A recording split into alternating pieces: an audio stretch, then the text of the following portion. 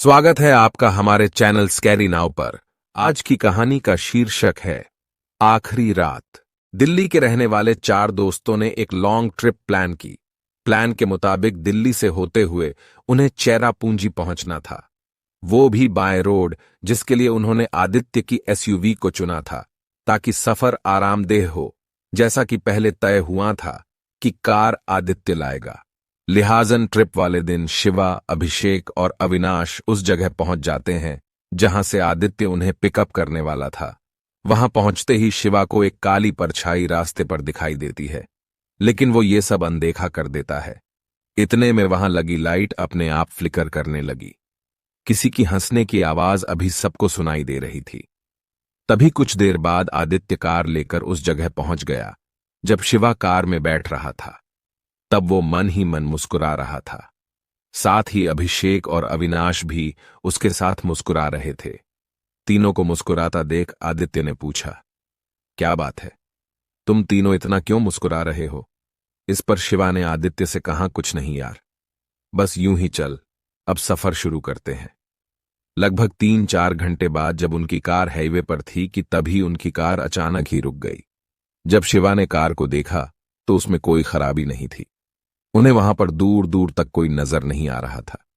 अब तक उन्हें वहां रुके 3 घंटे और बीत चुके थे कि तब तक अभिषेक बोला, यार हम लोग सही रास्ते पर तो है ना? इस पर आदित्य बोला, क्यों, तुम ऐसा क्यों कह रहे हो? तभी अविनाश बोला, हमें यहां फंसे 3 घंटे बीत चुके हैं, लेकिन यहां से अब तक कोई कार नहीं गुजरी, जबकि ये एक नेशनल हाईवे है। इस पर अभिषेक कहता है, बात तो सही है। उन सबको शांत करने के लिए आदित्य बोला, नहीं, हम सही रास्ते पर ही है। तभी अविनाश रास्ते के बीचों बीच रुककर चिल्लाता है, इतना सन्नाटा क्यों है भाई? अविनाश ने इतना कहा ही था कि तभी एक कार बहुत तेजी से अविनाश को कुचल के निकल जाती है।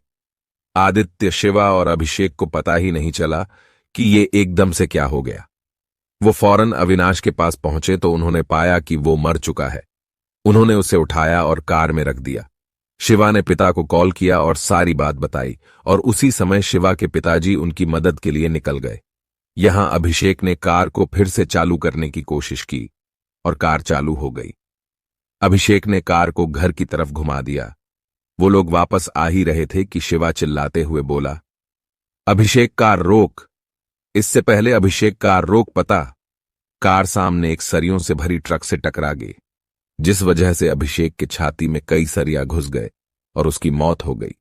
पहले अविनाश की और अब अभिषेक की इन दोनों की मौतों से यह पता चल रहा था कि ये कोई सामान्य घटना नहीं है, इसके पीछे कोई और ही कारण है। शिवा और आदित्य वही रास्ते के किनारे बैठ के रोने लगे। उन्हें समझ नहीं आ रहा था कि उनके साथ ये क्या हो रहा है। तभी शिवा रोते हुए बोलता है, ये सब उस बुढ़िया के कारण हो रहा है। उसने कहा था कि आज की रात हम लोगों की आखिरी रात है। ये सुनकर आदित्य बोला, कौन सी बुढ़िया? फिर शिवा ने बताया कि जब मैं, अभिषेक और अविनाश तुम्हारा पिकअप की जगह पर तुम्हारा इंतजार कर रहे थे, तब उस जगह पर एक बुढ़िया हमारे आसपास घूम रही थी। उसे बार बार रोड के इधर उधर करते देखकर अविनाश बोला, ओ बुढ़िया, एक जगह आराम से बैठ जाओ, वरना किसी कार के नीचे आ जाओगी। ये बात सुनकर बुढ़िया अविनाश की बात पर बहुत ही गुस्सा हो गई और वो चिल्लाते हुए हमारी ओर आने लगी। तभी अभिषेक ने वहां रखा एक सरिया अपने हाथ में उठा लिया। अभिषेक के हाथ में सरिया देखकर वो बुढ़िया घबरा गई और वहीं गिर गई। जब मैं हंसा, उस समय मैं पानी पी रहा था और मेरे मुंह का पानी उस बुढ़िया के ऊपर गिर गया, जिससे वो बुढ़िया और भी गुस्से में आ गई और वो वहां से जाते जाते बोली, मैं तुम लोगों को ये श्राप देती हूं कि आज की रात तुम्हारी आखिरी रात होगी। इतने में तुम आ गए और उसके बाद जो हुआ वो तो तुम जानते ही हो। आदित्य ने इस पर शिवा को बहुत सुनाया। समझदार होने के बावजूद तुमने उस असहाय बुढ़िया का मजाक बनाया, शर्म आनी चाहिए तुम्हें। कुछ ही देर बाद आदित्य ने कहा कि अगर ये सब बुढ़िया के श्राप की वजह से हो रहा है तो हमें केवल आज की रात ही खतरा है। अब कैसे भी ये काली रात कट जाए, बस अगर आज की रात सुरक्षित रहना है तो मंदिर से अच्छी जगह और कोई नहीं हो सकती। तभी आदित्य को ध्यान आता है कि जब वो यहां आ रहा था तब उसने रास्ते में एक हनुमान जी का मंदिर देखा था।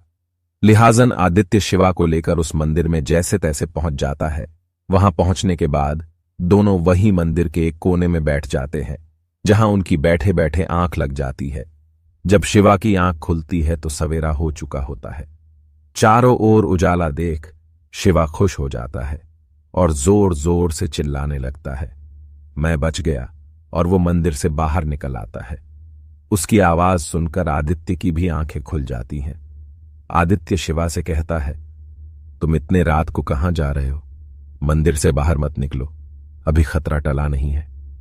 तभी शिवा ने आदित्य की बातों पर ध्यान दिया तो उसने पाया कि अभी सच में रात है और चारों तरफ अंधेरा है। जैसे ही वो वापस मंदिर की ओर भागा कि किसी ने उसे पीछे से खींच लिया। ये सब देखकर आदित्य हैरान हो गया और वो शिवा को खोजने लगा। शिवा को खोजते हुए अब तक सुबह हो चुकी थी और अब तक आदित्य ने स्थानीय पुलिस को भी इसकी सूचना दे दी थी। छानबीन के बाद शिवा की लाश गांव के ही एक तालाब में मिली। इस घटना को आज 8 साल हो चुके हैं, फिर भी आदित्य अपने दोस्तों की मौतों को भुला नहीं पाए। दोस्तों, आपको यह कहानी कैसी लगी? हमें कमेंट बॉक्स में जरूर बताएं और इस कहानी को अपने दोस्तों के साथ भी शेयर करें। और ऐसी ही और भी मजेदार कहानियां सुनने के लिए हमें सब्सक्राइब करें। तब तक के लिए जय हिंद।